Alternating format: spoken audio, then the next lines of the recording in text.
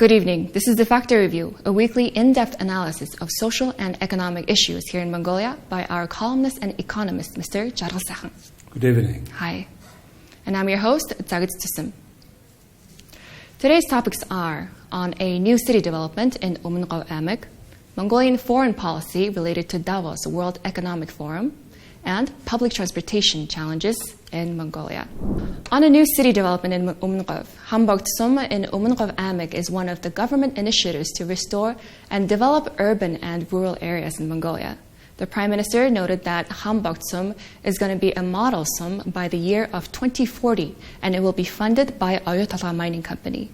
They're providing $50 million over the next 5 years. By developing Khanbogd into a modern town, locals along with mining workers of Tavantotla and Oyototla and their families will be able to live in a safe and sustainable environment. So my question to you, Mr. Jarl, is, do you think Khanbogd is an ideal place to develop into urban area? I think it's the best and only possible place to make a town. It's nearby Oyototla, 35 kilometers. And from Ulaanbaatar, it is 650 kilometers away, very, very far. And plus, OT is, because it's the world-renowned mining, and in a year from now, their underground mining work will be finished, and they will start to produce, which will make Mongolia number 5 largest copper-producing country in the world. So, plus OT, as you said, $50 million investment will be made into the local Khanbogd. They have signed an agreement. The new CEO of OT, Dre Lingenfelder, Mrs. Lingenfelder, and Mr. Mukhbatar, who is the Minister for Construction and Urban Development, Amak governor, Sum governor, they have signed an agreement last week about that urban development of Khanbogd. And they have anyway a fund for local development, a very well-known fund, working already for more than 10 years. And OT Plus had already laid a road, very nice asphalt road from OT mine to Khanbogd. And I have also visited their drinking water cleaning facility.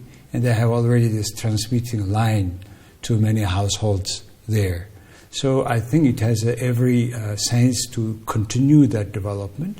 Plus, whenever it comes to the city, then, as I said, 650 kilometers from Ulaanbaatar, and according to Batsukh, Mr. Batsukh, who is chairman of the OT board, he said that we daily run charter flights 4 or 5 charter flights in between to Ulaanbaatar and Khanbogd, just to carry their labor workforces.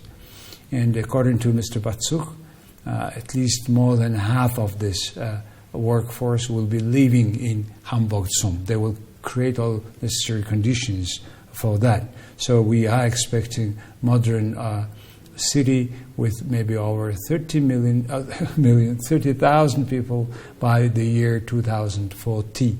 But however, I do expect even more people because two things. One is because the high quality of school, maybe university down the road, there will be more attractive place for people to come and work in Hol Aimak, which is a host of many major important mining deposits, including not only Oyototla copper mine, but also Tavantotla, the largest coking coal reserve of Mongolia. And all these two sites together make almost 60% of Mongolian export. So I see really a modern, vibrating city in 20 years from now. Sounds great. Excited about the modern city. My next question to you is, Mr. Jarl, what measures do you think should be taken to prevent the possible overpopulation in Khanbogd? Now, that's a very good question, because that's what we are facing today in Ulaanbaatar city, too much traffic. You know, Ulaanbaatar city was planned for 500,000 people. Now we have 1.5 million people, really overcrowded. So Khanbogd Sum is going to probably not only be model town, but model Sum for whole country, and probably down the road it will compete with Dalan Zadgad, which is the center of Haimag. Why? Because the new infrastructure, modern quality schools, etc., I said, will be attracting more people. But the most important thing is not only good planning, but the right execution. Where we have a mistake in Ulaanbaatar city, we had a lot of land corruption, bad city management, which hopefully should not be happening there. It requires good governance, local governance, and land management properly. Because the more people come, the more will be a chance to have piece of land under the table. The other thing is smart public transport. That system, the route should be correctly made, and the management is to be of public transport in the right way. That's the way how we can override the overpopulation, like in Ulaanbaatar. And the other thing I want to particularly highlight, and I visited several times this Sum, and it's in the area where the small hills are there, rocky hills, and not very much open, I would say, if it is Gobi Sum compared with other Gobi Sum. But it's to be completely green city, to be really model city, good town. Just across the road, across the border, there is a Chinese inner Mongolian city called Khanbogd in Mongolian, Bata in Chinese. Okay.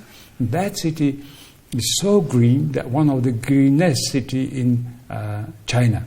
So I think that would be a good model for Khanbogd Sum to learn, not only to make a plantation, but how to take care of them, because it's the same soil, Gobi soil.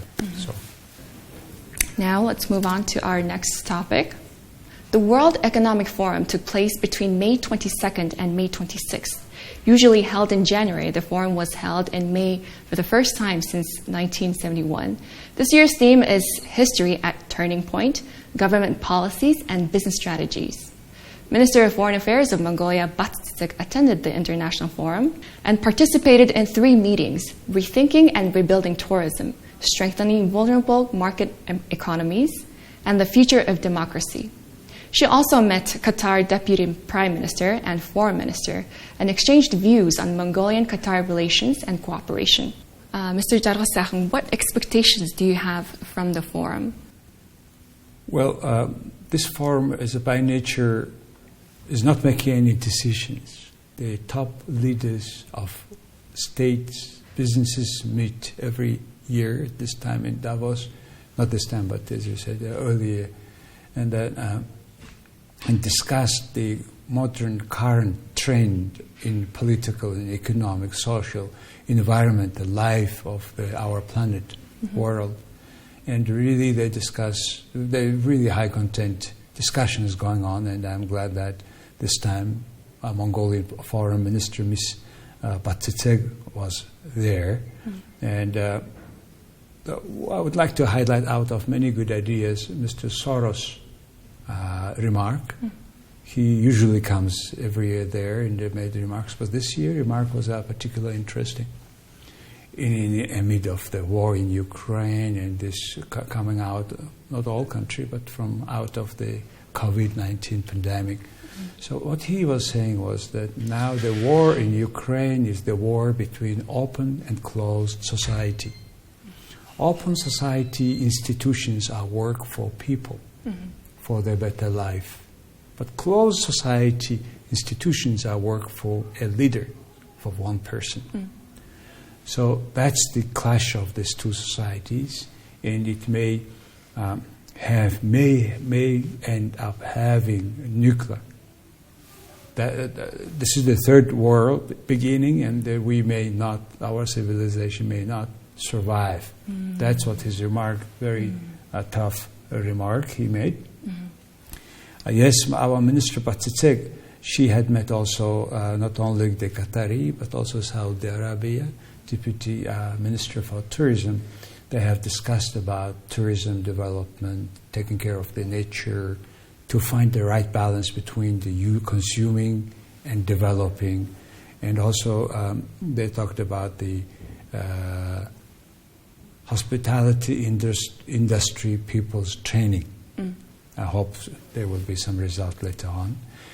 Our Minister Batsitseg also met Mrs. Kwok Hamilton she's a CEO of World Trade Center. And the next event, next forum, World Export Promotion Forum will be taking place in Mongolia in 2023. And I believe this is an important event for us to diversify our economy, not only from mining, but to the other sector, because we need to develop other exports too. So that's it's good that this we were there in Davos in a smaller group, but we are more in the process of sharing their information. And Mrs. Batsitseg gave an extended interview a couple of days ago in Utrin Sanyong. Now let's move on to our next topic on public transportation challenges in the city of Ulaanbaatar. Currently there are 985 public transportations in the city, but a minimum of 1,425 buses are needed for accessible service, according to the first deputy in charge of the sector, Sandaksurang. The most pressing issue, however, is that 75% of the passenger buses have been in use for more than 10 years, and 540 buses will be removed from public transportation, calling for an urgent need to upgrade public transportation. And accordingly, Mongolia plans to develop the public transport fleet by importing 1,500 buses by the year of 2024. As of June 1st, a new 80 public transportation buses and 20 school buses opened their service, and there's a plan to import a total of 300 buses by August 25th of this year. And other works, such as replanning and re-engineering the city routes and installing traffic sensors will also be done, and it's estimated that these solutions will reduce traffic congestions by up to 50% in the long run. Yes. What issues are remaining despite these new bus imports? Well, I would say there are three kind of issues. First, about investment. City received until this year only 40 billion MNT per year as investment for infrastructure development. But from this year, 420 billion, almost 10 times increase. It starts with for example, yesterday on the International Children's Day, it started the first investment shown to people. It was about 60 new buses, 10 electric double-deck buses. So we'll see now in city first time the double-deck buses. Hopefully it's safe and secure. And 20 school buses. And yes, since 2009 there were no renovation of fleet of public buses in the town. We talk about the Ulaanbaatar city. And now only this year total 1,000 should be replaced out of them. Because Mongolians need safe, comfortable, warm, non-frozen air window, user-friendly buses. Second issue is management issue that we are facing. The public bus service was privatized in Mongolia. But as we don't see the substantial result out of it. Why? Because they have not made the full freedom. Well, prices to be not that small as it is today. Just some comparison. Since 2014, we have 500 tourists per ride. The ride doesn't matter how long and how many routes you go. It is about 16 cents while these prices to be around $1 or so in developed countries, but a half at least in the developing countries. And plus, also the diesel price have increased. Per 1 liter, it's almost $1, 3,500 MNT. So compared with the costs that are running, the profit they are receiving, the revenue says they're receiving is very small. And there are several complaints on that. And major thing is also not only the price, but also many layers of society receive free ride. Senior people, pensioners, students. For example, with the students, instead of giving them free ride, how about exempting them or part-time employees from all social insurance taxes, which they pay as full-time employees, which is cutting the employment of young people, students, because the owner is not interested to hire with that expenses. So in that way, some social regulations could be changed and to save this public buses. There is a person, Mr. Khanbogd, a head of large-size bus business runners federation. That's the long name. And he said that why the government is buying buses with cash. I was surprised. He said that 24 billion MNT was taken in cash, converted, and sent to or taken to the countryside. So it may be he's hinting on certain corruption issue. Secondly, he also said, because he's the man who he really knows the matter of things, and he said that how about just making the price free according to the market? Well, we cannot do it immediately or full price, free, but certain subsidies to be not at that level, not like now. The other thing is he was very much critical about the smart card system made by Koreans, and the terms of cooperation is finished. 25% of this smart card corporation owned by Citi, but their term is finished in 2019, but up to now they are extending.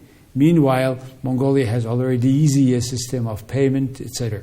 Now, because this payment network is not very clear, and not everybody knows where to buy these tickets or this smart card.